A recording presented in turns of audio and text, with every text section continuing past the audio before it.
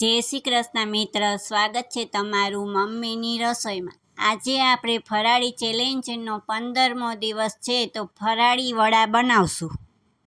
ફરાળી રાજગરાના લોટના વડા બનાવવા માટે આ 1 વાટકો મેં રાજગરાનો લોટ લીધો છે।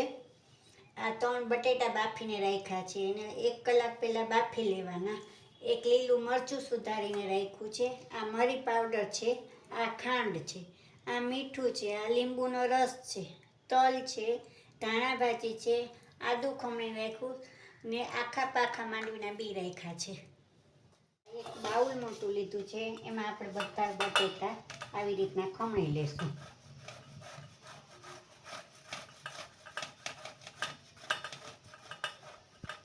આ બધા બટાટા આપણા ખમણાઈ ગયા છે। હવે એમાં આપણે મસાલો કરી લેશું।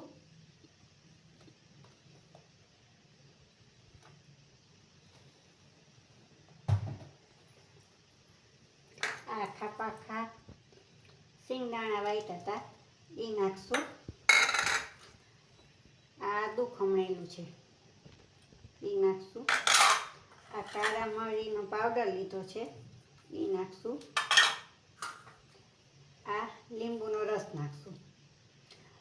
તમે લીંબુ ન નાખો તો આમચૂર પાવડર તમે નાખો। આ 1 મરચું સુધાર્યું હતું એ નાખી દઈશું। આ તલ નાખશું। આ ખટાશ નાખી એટલે આપણે ગળાશ માટે 1 ખાંડ નાખશું। આ કોથમીર સુધારી હતી એ નાખશું। હવે સ્વાદ અનુસાર મીઠું નાખશું। આપણે બાફામાં નાખ્યું હોય એટલે ચાખી લેવાનું, તમારે જે પ્રમાણે તમારા ઘરમાં ખાતા હોય એ પ્રમાણે। બધું મિક્સ કરી જોશે એટલો આપણે હવે રાજગરાનો લોટ નાખશું એમાં।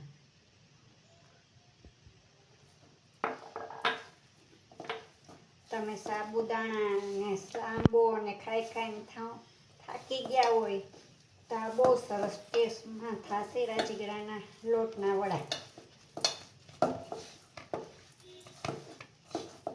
આપણે બધું ભેગું થઈ ગયું છે। હવે એને આપણે તેલવાળો હાથ જરાક કરી ને આપણે આવી રીતના ગોળ પેલા કરી પછી આપણે રોટલા કેમ કરતા હોય એવી રીતના આપણે એક સરખું કરી લેવાનું। વડા જેવડી સાઈઝના રાખવા હોય એ સાઈઝના।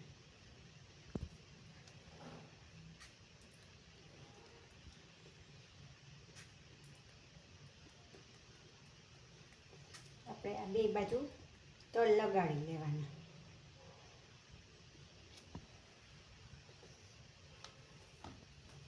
બધા વડા આપણા વારી લીધા છે। હવે એને આપણે તળી લેશું।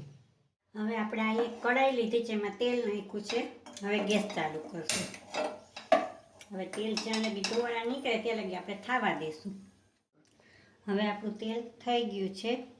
હવે આપણે આ વડી નાખી દઈશું। વડી જેટલા સમય એટલા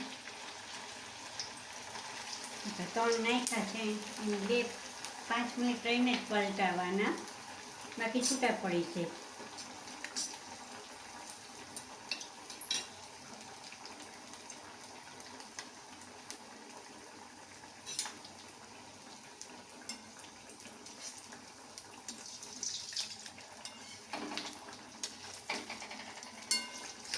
હવે એને આપણે વઘારી લઈશું।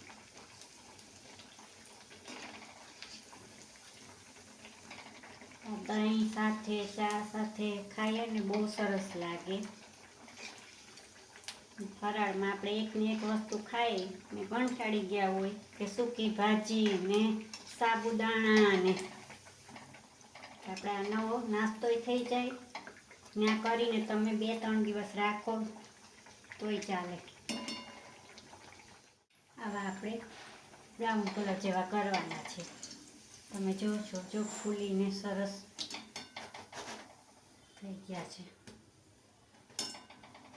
હવે એને આપણે પ્લેટમાં કાઢી લેશું। હવે વડા તરાઈ ગયા છે. હવે આપણે આ દહીંની મોરા દહીંની ચટણી બનાવી લઈએ. આ મેં દળેલી ખાંડ લીધી છે ને આ મરી પાવડર. હવે એને એકદમ મિક્સ કરી લઈશું આપણે. તમારા ઘરમાં જો દહીંની ન ખવાતી હોય તો તમે આને ગ્રીન ચટણી આરે ખાઈ શકો, પણ આ સરસ લાગે છે દહીંની ચટણી. હવે તૈયાર છે આપણા ફરાળી વડા.